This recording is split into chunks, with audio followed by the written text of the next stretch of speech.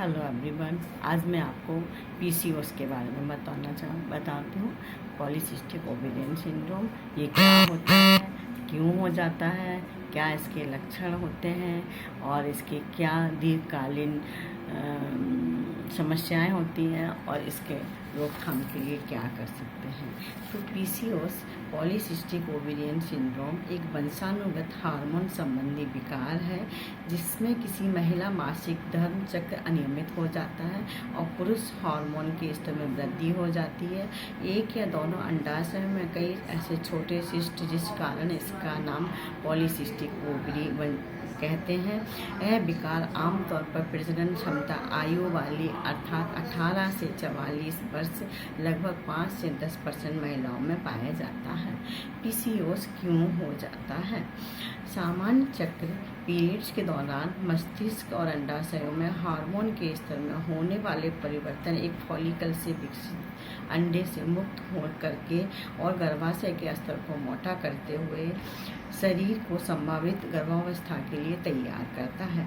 अगर यह अंडा निषेचित होता है तो गर्भाशय का स्तर टूट जाता है और पीरियड शुरू हो जाता है।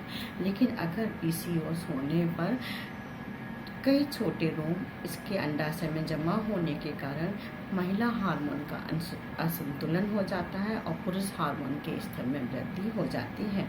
इससे आपके मासिक चक्र में व्यवधान आ जाता है, यानी मासिक चक्र रुक जाता है या अनियमित हो जाता है। हालांकि पीसीओएस का कोई सटीक अभी कारण अज्ञात है, लेकिन जिन निम्न कारण के कुछ संकेत हैं पीसीओएस होने के वो जोखिम उत्पन्न कर सकते हैं।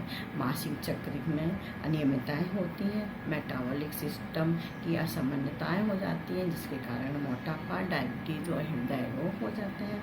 इंसुलिन की असामान्यताएं होती हैं, रुधिर में शर्करा का स्तर हो जाता है। इंसुलिन हार्मोन नामक हार्मोन से नियंत्रित करता है। जब आपका शरीर इंसुलिन के स्तर से सही प्रतिक्रिया नहीं करता तो ग्लूकोज का स्तर भी बढ़ने लगता है। इसमें जिससे ग्लूकोज का स्तर बढ़ जाता है इससे इंसुलिन स्तर भी बढ़ जाता है, परिणाम स्वरूप डायबिटीज हो जाती है। कुछ इसके पीसीओएस के लक्षण होते हैं। इसमें पीरियड्स में अनियमितताएं होना होती है, चेहरे, गर्दन और वक्ष स्तर पर बाल उग जाते हैं, जबकि सिर के बालों में त्वचा के बाल को झड़ना होता है, वजन बढ़ना, मोटापा होता है, उच्च रक्तचाप होता है और स्लीप एपनिया हो जाता है। और इसमें गंभीर समस्या मुहासों की होती है। अब पीसीओएस का निदान कैसे किया जाता है? आपका डॉक्टर नियमित लक्षणों, शारीरिक जांचों और निम्न में से 2 बातों की मौजूदगी के आधार पर आपकी समस्या का निदान करता है। नंबर 1 है अनियमित मासिक चक्र होना, पीरियड्स का कम होना, ज़्यादा होना या अनियमित होना। और रुधिर में इसकी जांच होना तो पुरुष हार्मोन की वृद्धि हो जाती है, महिला हार्मोन के स्तर में बदलाव हो जाता है। अल्ट्रासाउंड स्कैन करने पर उसमें ओवरी में छोटी छोटी सिस्ट दिखाई देती हैं। अब इसका क्या कोई इलाज है? पीसीओएस का वर्तमान में कोई इसका इलाज अज्ञात है, लेकिन निम्न उपाय अपनाने से पीसीओएस के परेशानी से लक्षणों को हम कम कर सकते हैं। वजन कम करना, अगर आप देखेंगे कि जब आप वजन कम करना शुरू करते हैं तो आपका मासिक चक्र सामान्य होने लगता है। आपका वजन कम होने के बाद ही स्थिति बनाए रखने के लिए आपको नियमित योगा या व्यायाम करने होंगे। गर्भ निरोधक गोलियां, अगर आपको 6 सप्ताह या उससे अधिक समय तक की पीरियड्स नहीं हुए हैं तो आपको गर्भ निरोधक गोलियां, अगर आप गर्भवती नहीं हैं तो उसका डॉक्टर सामान्य मासिक चक्र प्रेरित करने में मदद करने के लिए आपको ओरल पिल्स लिखेंगे और ओरल पिल्स से मुहासे या अत्यधिक बालों की वृद्धि को कम कर सकती है और गर्भावस्था की रोकथाम में मदद करती है।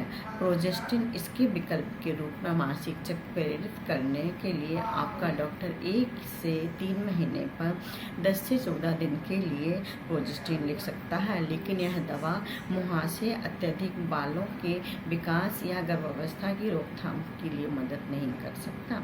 हार्मोन संबंधी उपचार आपके शरीर पर मौजूद अतिरिक्त बालों को शेविंग या रेजर से, थेरेपी या हार्मोन संबंधी उपचार द्वारा हटाया जा सकता है। सिर के झड़ते बालों के लिए आप दवाओं का सेवन इस्तेमाल कर सकते हैं या बाल रिप्लेसमेंट करा सकते हैं। मेटफॉर्मिन यह दवा आपके शरीर में इंसुलिन की प्रभावशीलता की सुधार करती है। बांझपन का उपचार मासिक चक्र प्रेरित करने वाली दवाएं बांझपन के उपचार में आपको देती हैं, लेकिन अगर आप विफल होते हैं तो आपको IVF इन विट्रो फर्टिलाइजेशन के लिए आपको सलाह दी जा सकती है। क्या PCOS दीर्घकालीन समस्याएं पैदा कर सकता है? PCOS दीर्घकालीन समस्याओं में आपको डायबिटीज़ हो सकती है, उच्च रक्तचाप हो सकता है और हृदय की समस्याएं हो सकती हैं। गर्भाशय की लाइनिंग का कैंसर हो सकता है, मनोदशा की अस्थिरता हो सकती है, आत्मप्रतिष्ठा में कमी आती है, खर्राटे लेना, स्लीप एपनिया जैसी आपको दीर्घकालिक समस्याएं हो सकती हैं। मैं दीर्घकालिक समस्याओं की जोखिम को कैसे कम कर सकते हैं? आप PCOS से जुड़ी दीर्घकालिक समस्याओं को जोखिम को निम्न उपायों द्वारा कम कर सकते हैं। एक स्वस्थ जीवन शैली अपनाएं, संतुलित आहार लें, नियमित योगा या व्यायाम करें, वजन कम करना, धूम्रपान और अल्कोहल का सेवन से बचना, नियमित स्वास्थ्य जांच कैसे करना, जैसे अपने डॉक्टर को नियमित रूप से दिखाना। आपको निम्न जांच के लिए निम्न टेस्ट कराने होंगे: डायबिटीज, उच्च रक्तचाप और अन्य जटिलताएं। अगर मुझे PCOS हो तो क्या मैं गर्भवती हो सकती हूँ? ये लोगों के क्वेश्चन रहते हैं आप लोगों के लिए।